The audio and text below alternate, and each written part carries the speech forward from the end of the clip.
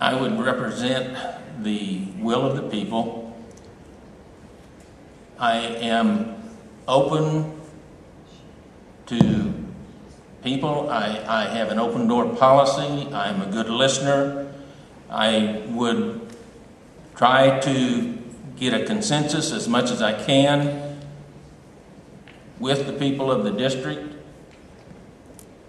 I would provide the leadership that's necessary to get things going. I am a person who wants to go to Topeka to simply represent the people of District 79. I am very concerned about this district. I think that we need good representation there, and I can provide it. First of all, I think it's important to remember that Kansas is one of the last citizen legislatures. We don't have a full-time legislature, and I think that's a good thing. We are made up of men and women of all walks of life from all parts of the state who donate 3 or 4 months of their time each year to do the will of the people, represent their districts. And Cassia is a perfect example of the ideal type of legislator, someone who has family, someone who has business or farming interests, who has paid taxes, who's had to meet payroll, who's had to deal with government regulations, who's had to deal with the very things in their private life and in their community life that you have to deal with and people in the state of Kansas have to deal with every day. You need just common sense individuals who have good business sense, and she has it. She's been exemplary in the time that she spent up there, and I'm proud to be a stand-in for her this evening. The question is you have 100 homeless children in your city, in here? Is that the question? And what can we do? We have a pretty substantial safety net that's in place in terms of health care, access to health care, access to public education. What Kansas probably is failing a little bit is with housing trust funds or a dedicated source of funding for housing. Right now we're working on improvements in our foster care system that I think would be helpful, because many of these children are probably going to qualify as being children in need of care. We have a pretty good foster care system in place. We just had hearings this week to try to improve the foster care system, and I think we're well on our way to doing that. It would be something that you would have to have a cooperative effort with the city, state, and county and private organizations to work together and try to provide for these 100 children the best possible environment. It is something that we should be ashamed of in this country, that we have homeless. And we need to all work to alleviate that problem.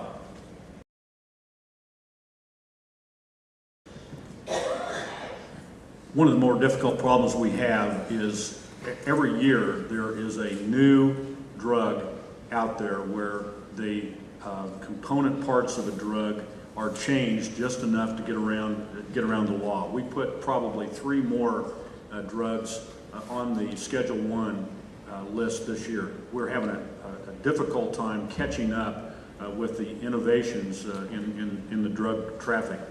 We do spend a great deal of money on enforcement, and we need to continue with that enforcement.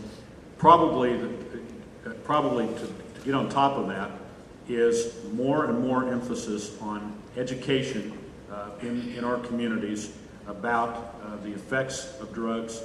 We have cut back in the past on some of our drug education.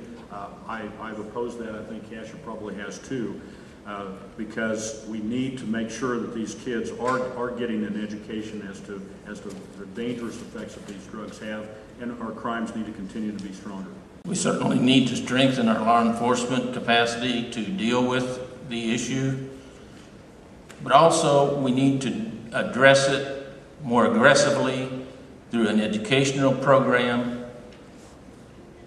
We also need to work with private organizations and especially the churches to work towards having a good program to address the issue of drugs with our youth.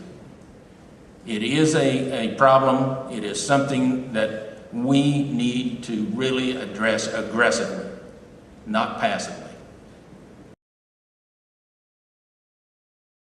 Support both. I was one of those individuals, and again, I'm only talking for myself and not Cassia, in terms of when this concealed carry bill first came up. At first blush, I thought it wasn't a very good idea, just at first blush. Second Amendment supporter. That's the beauty of the legislative process, is where you actually get the legislation drafted, you put all the protections in it, and by the time we're finished with the hearings and looking at the individuals who want that protection and what they're willing to do to qualify for that protection, we determined that we had an excellent law in place, and it is an excellent law, and it served us very well, and support it very strongly. I support the Second Amendment wholeheartedly.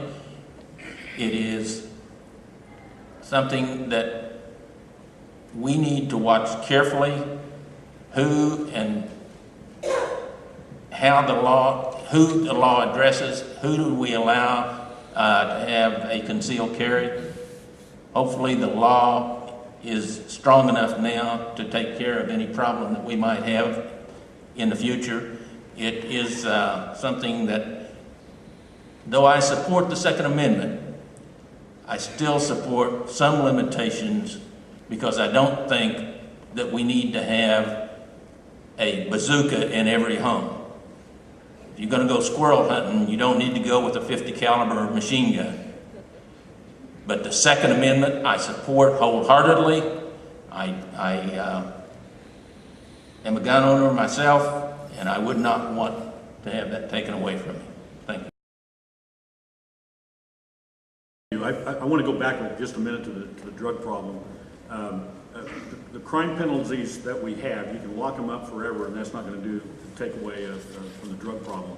What we do need to emphasize, though, are the inpatient and outpatient drug and alcohol abuse programs. We need to enhance the funding for that, because we need to, for many of these people, they commit crimes to support a habit. If we address the root causes of the habit, we may eliminate eliminate some of the crime, and we need to protect our borders as well. But with the time I have remaining, I do want to express my appreciation for letting me be a little bit of a carpetbagger tonight and come in and visit your fine community. You do have a fine community. You have an excellent representative in Cassia Kelly, who's working very hard, particularly for budget transparency and for the protection of families from crime.